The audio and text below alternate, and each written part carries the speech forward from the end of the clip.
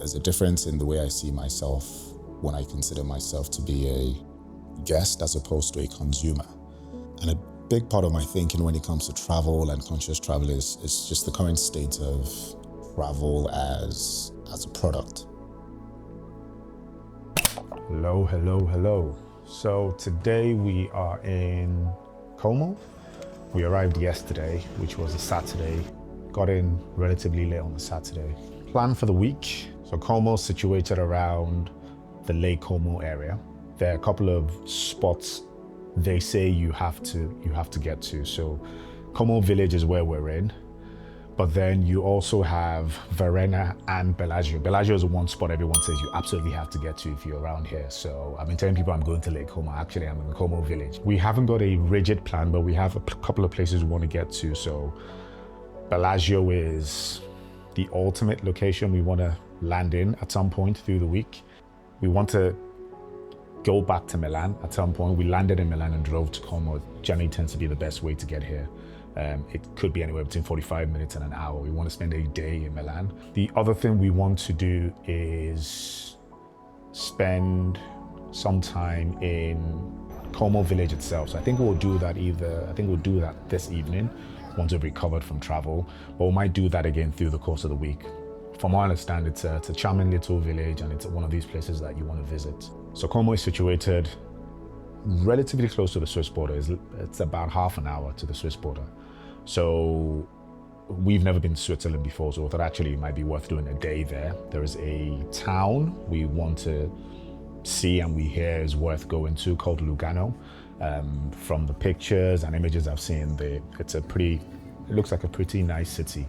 So we want to spend, again, ideally a day there, but it really depends on how our plans play out. We also don't want this to be a week filled with activities. We want to be able to find the right balance between time together as a family, just bonding and being goofy and being silly, as well as getting to experience these places that we plan to go to. And hopefully it adds to a little bit of our education.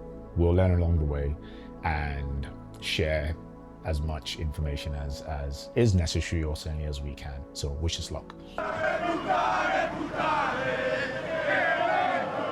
But then what I hadn't connected was the fact that Fabregas is obviously the manager for Como. And that is very gutting because literally as we drive into the town, I can see they just finished a game against Juve, which had been an amazing game to go for. I have other reservations about whether we would have gone as a family or have gone as a person. And I'd have liked to have been at least aware if I'd done a little bit of research. Thank you very much. Gutted, slightly gutted, I'd say, not massively gutted. Slightly gutted. They won, yeah, Como won. Which would have been, it would have been one hell of a game. And I'd have liked to see Fabregas in. I've heard a lot about Como and his management style. Just mindfulness is my thing.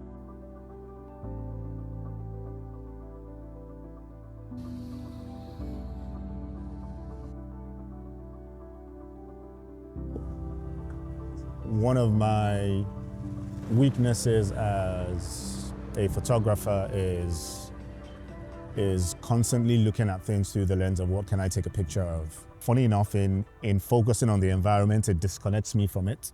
So a more conscious activity here would just be people watching. It's quite busy, you get to see tourists, you see locals, you see all sorts of people around here. Sit by what is the promenade around here called Pontao 2. I wish I could speak more Italian to interact a bit more with the locals, but I can't. I have zero Italian skills other than saying ciao. So that was day 2 of our trip. So far, so good.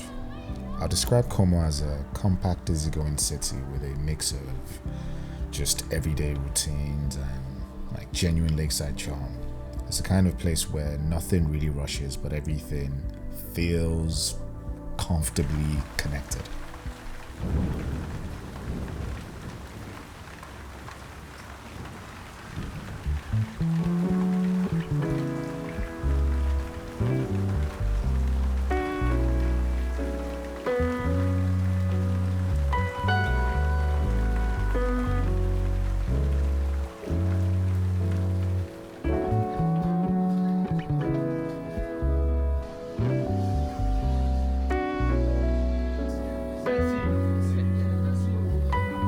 I suppose the most relevant thing that I've taken out of today is best laid plans and all, but we come on holiday and want to fill a lot of the days with activities. We generally don't always plan rest days because it's a new country or a new city, so you're trying to make the most of being there. So today has been a very chill day, and rather unintentionally, but I think we all needed it. It was kind of a real relaxing day, a real reset. When your mind's constantly working, you're the kind of person where your mind's like, oh, I'm thinking about these ideas and stuff like that. Rest doesn't come easy. So you might rest physically, but mentally your mind's everywhere. And I can't tell you how many different shots of windows and rain I've gotten today. But outside of that, I've had time to pause and think. And my conclusion for the day was that God wanted me to rest and wanted us as a family to rest and just take it easy. Although we weren't always in the same place doing the same thing, we managed to have family activities that we generally would have reserved for very specific days and would naturally be something that we have to take time out to do. So the fact that we could land on that naturally here is definitely something that's a privilege and a positive outcome. So next day we were up early. We wanted to go get our tickets to the Bellagio. There are two ways to get there. You either get the fast ferry, which is about an hour, or the slow ferry, which is about 2.5 hours. And you have to book it in person, or so we were told anyway. So we went into the town, booked it, spent a little bit of time in town, had some food, and then got on the ferry to the Bellagio. Or so we thought.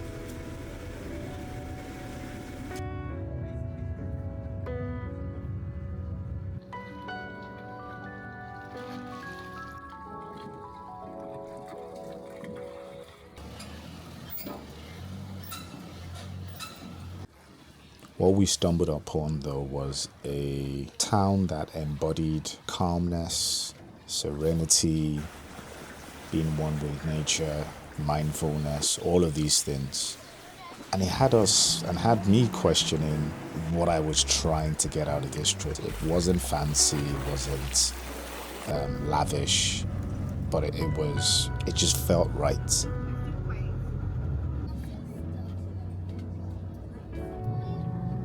You know those times when you feel lost? Sort of lost, but not entirely lost. You're lost, but you could sort of find your way back. I got that feeling for Cernobbio. So we didn't really know where we were going.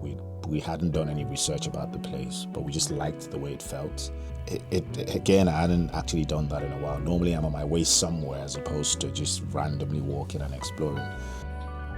I also didn't feel like I was disconnected from my family. They were part of the experience. Yes, I had a camera in hand.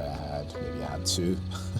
It was a day where I enjoyed the process of creating whilst also enjoying the experience of spending time with family. Right, so day 3 or day 4, whatever it is, of the trip to the Como area. Today also hasn't gone to plan. Yesterday was rain all day. Today rained in the morning, but most of the day has been dry. The plan was to go to the Bellagio today.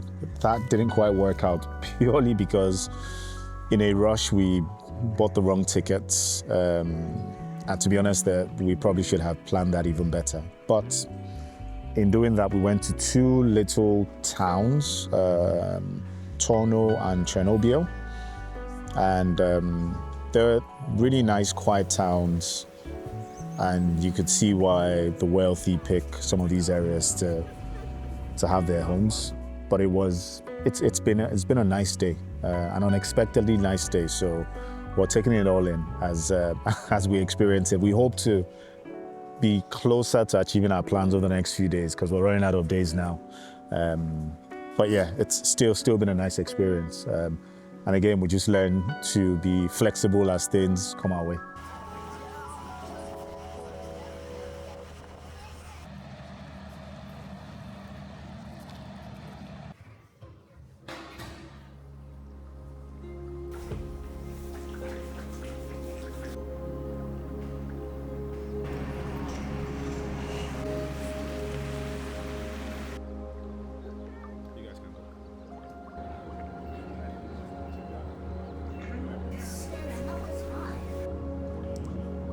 Right, so another day on the roads. We are on our way to Switzerland. Actually, we are already in Switzerland.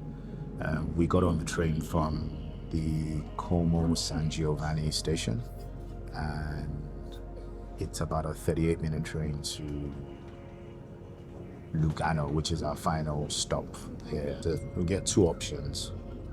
A similar sort of drive, 38 to 40-minute drive to Lugano. It's probably about 20-minute drive to the border from where we are. Car rental company we're with don't have any restrictions that stop us from actually driving to Switzerland, but we have to get something at the border called a vignetta. And I just didn't want to go through that process or have to do any border crossings. It's so easy. Like, we've been on the train, and before you know it, you're sort of in Italy 1 minute and then you're in Switzerland in the next 5. It's not been an uneventful day. Seems to be keeping with the trend so far. Started out the day with a parking ticket because I chose to park on the road, on the streets, rather than the box of a garage that we've been given, which is such a hard squeeze. But, you know, it's what it is. And then I somehow booked these tickets 3 times. I should have booked 1 ticket for 4. I ended up booking 3 and cancelled 1, and I hope I get a refund. So the tickets cost about 7 euros for a family of 4, 2 kids, 2 adults, which isn't too bad. But it might end up costing me about 100. But we'll see how things go. But yeah, we're looking forward to going to Lugano. We're probably about a stop or 2 away. There is a stop called Mendrisio on the way back, which we've gone past. They've got a shopping outlet, a design outlet. My eye clocked that. Just because I saw someone coming on the train with shopping bags, I was like, ooh, there's so many bags. There must be some decent shopping around here. And then I saw that there's a design outlet. So I'll be back. Yeah, so there goes budget travel for the day. It's we'll see. Hopefully we have time. Budget though. It's a designer outlet. It's budget. Yeah, it's a different kind of a budget. I think we're coming from 2 different angles on this concept today. But we'll see. I'm not against designer outlets, alright. They do definitely have value. So, but yeah, we're not in a rush back anyways. So yeah, we'll see how it goes, and hopefully a nice couple of hours exploring Lugano. So a couple of facts about Lugano. It's Swiss, but Italian is the main language spoken here. So it feels more like a northern Italian experience than a traditional Swiss experience. Switzerland is also seen as one of the more peaceful and stable countries in the world. And this came through really strongly for me because I felt that sense of calm. What I'm learning more and more now is that creativity doesn't always come from pushing harder. Sometimes it's best to slow down and let it come to you. The way I take the pressure off myself is just accept that whatever I take will be enough. However little, it's fine. Sometimes you get a sense that millions of people have been through this place and have made these images. So let's be honest, are you doing anything groundbreaking? Maybe not. But it's a way I process things, to take the pressure off myself, to say, look, this is part of a bigger story of an experience that I'm having. And that story doesn't have to be captured in every millisecond. It's okay to actually have some memories just remain in the mind and as part of an experience with whoever you're with. On our way back from Lugano, Yeah, it was fun. I had a good time. what would you say maybe surprised you about the city? There is a sophistication that I wasn't expecting. Maybe it's a Swiss thing. That's why it looked like that. So it looked like a standard European city, the usual stuff, but there was just something a bit more classy, a bit more upmarket about it, I would say. Lugano was an amazing city. It had, I think, genuine charm. It had organization. It had refinement to it. Maybe it's the contrast to some of the more basic elements of living in, or where we are in Como. But yeah, it definitely took the entire trip up a couple of notches, I would say. I think maybe what I like about it is kind of a mix. So you have the old buildings, you have the water, you have the landscape, so the mountains and all of that stuff, and then you still have the luxury side to it as well, all together. Because a lot of places is one or the other, but Lugano is quite a good mix, and I enjoyed that. All right, we need to get off the train now, I think. All right, well, so that brings to the end the Lugano experience for now. We'll see, maybe we'll get a chance to do it again. So probably our most successful day yet. The next day, it was rain again, so we spent the day at home, just self-entertaining.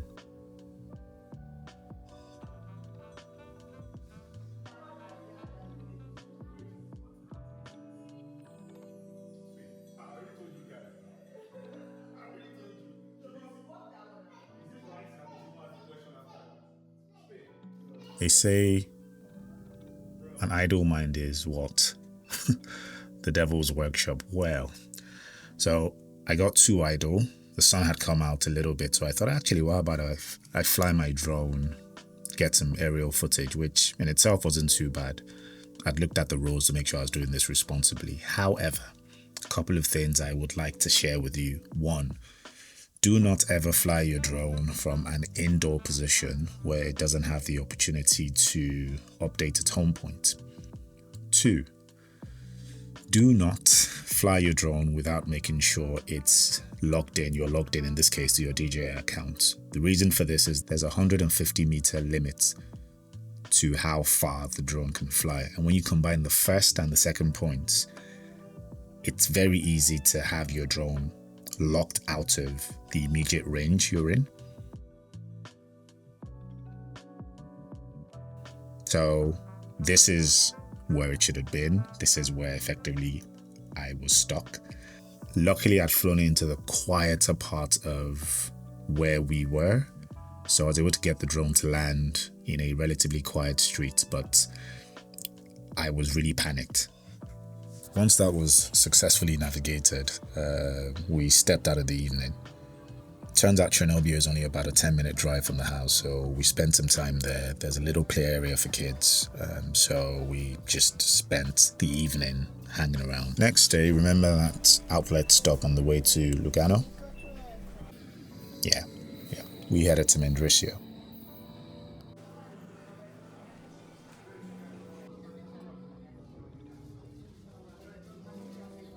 Now, it turns out it's more than just an outlet city. But in this really cool sort of lit up area, which we couldn't quite figure out. But when we finally found it, if you follow the signs, it's a sight to behold.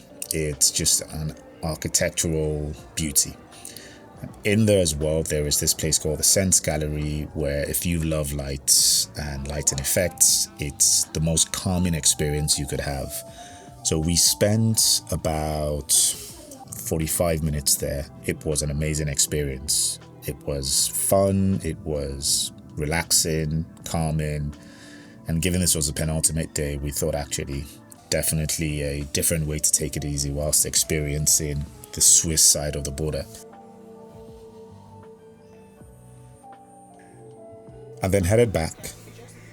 Again, we had a relatively busy day. So first half of the day was Switzerland. The next part of the day was spending the rest of it in Como. It was our goodbye to Como. So our last main activity in Como was going to the silk museum called the Museo della Seta. And essentially it's a really educational experience that takes you through the history of Como's long-standing textile industry and how that's changed over the decades. So really, really educational. I'd highly recommend it. The next part of the day was spending the rest of it in Como. It was our goodbye to Como. So I woke up the next day and I wanted to do a final video, but the mic didn't work, so scrapped that and headed to the airport. So that was goodbye Como, hello Milan. Milan's what you'd expect of any of the big cities, or as it's known to be one of the big fashion capitals of the world.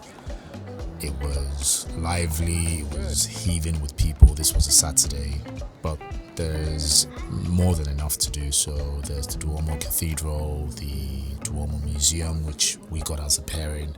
There was the famous Galleria Vittorio Emanuele, which is this famous shopping area which you'd must have seen online. So we spent time just around the city to get a sense of it, but I was starting to get really tired. So we wrapped it up a few hours later and headed to the airport. It was nice to see how Italians live. It's been a couple of years since I was here anyway, so I'd say that we never quite made it to the Bellagio, which is disappointing, which was the vision. But in many ways, the week turned out very differently and really positively.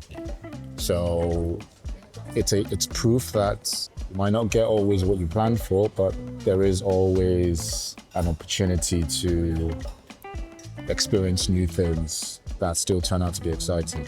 And the final thing for me is conscious travel is a type of education for me that helps me reconnect with the person I aspire to be and not the person that has been created through the world I've lived in. Exploring the version of myself that doesn't need to prove anything. At the start of this video, I said I wanted to feel more like a guest than a consumer. And that was broader than just this trip. That was a more general point about how I am starting to see travel. And this trip to Italy truly tested that theory. We had issues with getting on the right ferries, train tickets, parking tickets. Maybe quite importantly, didn't make it to the Bellagio, which at the onset was one of the key goals of the entire trip. But in doing that, we discovered a few places. We found Torno, Cernobbio, and Mendrisio. We also got to see Como, Lugano. We got to experience Milan. But in doing all of this, actually, some of the more memorable and I'd say impactful days were the days where we were forced to be home because of the rain, because of the weather. Also forced to be more intentional, conscious, and present as a family. And those days created memories that will last for a long time. And that's precisely when it stopped feeling like a checklist or a product I was trying to extract value from. Bellagio turned into an idea instead of a destination. And maybe that's the tension with travel now. When everything is packaged, we forget how much meaning shows up when you're not consuming and just paying attention. And that's what in transit means to me. Not about arriving, but about being present on the way. See you on the next adventure.